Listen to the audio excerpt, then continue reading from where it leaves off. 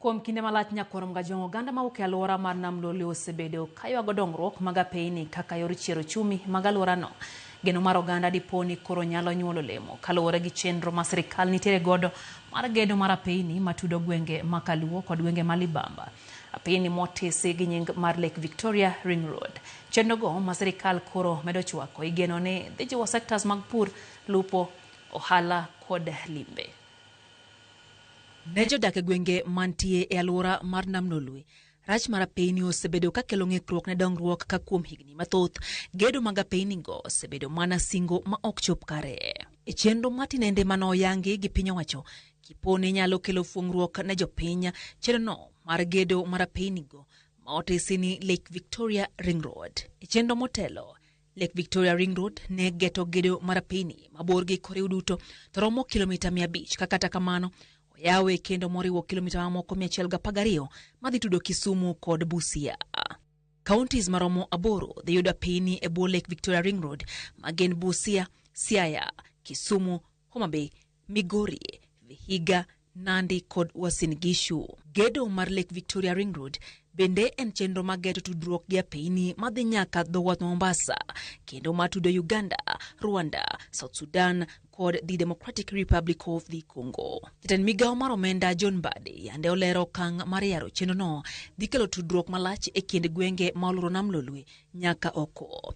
Duol mar Ken House bedo kata chenro mag ikruok ne gedo makamago koreo koda kaka opach jopiny rango chal mar alwora e kind mamoko. E kaunti ma Homa Bay, bor mar apaya mawuok Nyagwethe kalo Sori kadhi nyaka Muhuru Bay owinjore obed kilomita 176 kama chielo maringo kowuok Homa Bay Mbita Nyagwethe dhi bedo mar kilomita 174 ma igeno ni dhi bero chenro mag ohala ne jolupo yawo thuolo mag chope chirni jiwo limbe e kind yore moko mag uchumi. E kaunti ma Siaya kod Kisumu nitie gedo ma kilomita 188 mawuok Asembo Bay luwo Otonglo Awasi nyaka Katito. Bende nitie mano mawuok Port Victoria luwo Nyamonye nyaka Asembo Bay ma en kilomita 177.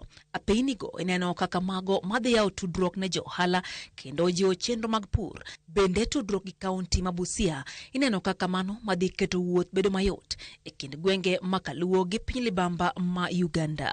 Sirikal bende chano yaro tudruok mar apeyni e kind counties ma Kaluo gi counties mamoko e hoho mar okak. E tudruok mar Lake Victoria Ring Road, sirikal geto gedo mar apaya mar kilomita 100 mawuok Shavakali luwo Kapsabet nyaka Eldoret kendo dhi kelo tudruok e kind counties ma Nandi nyaka Uasin Gishu. Ka opogore gi gedo mar apeynigo, piny owacho geto neno ni tudruok mar lony manyasani mag mbui ojiwe alworano. Mano igeno tim kokalo e tudo weyni mag mbui ma otisi ni fiber optic cables. Tudruok mar teko mbui en mar jiwo chumi kokalo e tije mag mbui, tego sectors kaka mago mag somo, thieth kod moko kokalo e teko mar mbui e alwora mar nam Lolwe. Lek ma jokanyo kod jopiny osebedo godo e gedo mar apeynigo gin mag neno ni dongruok obedo mar wuoth, dongruok mar uchumi, tegno mar chirni, dongruok mar sekta mar limbe, tudruok mar mbui e kind mamoko.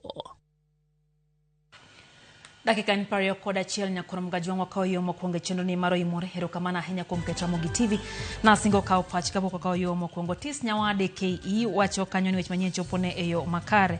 Joma sawa dhi mana mos siasa kalo kendo jopiny ber kadongi achiel mondo Kenya odhi mbele. Eno bende ote mar Ray Wuoda Genga Kadem wacho ni Rigathi Gachagua onego wene rais thuolo mondo otine jopiny odiye matek manade mane kaka wacho. Maka kumu Junior to wacho kanyo ni entiere kod weche tek ahinya wacho ni weche go mag nek masani medre pachoka unjibeni sirikal neno kaka kao okang' ma owinjore.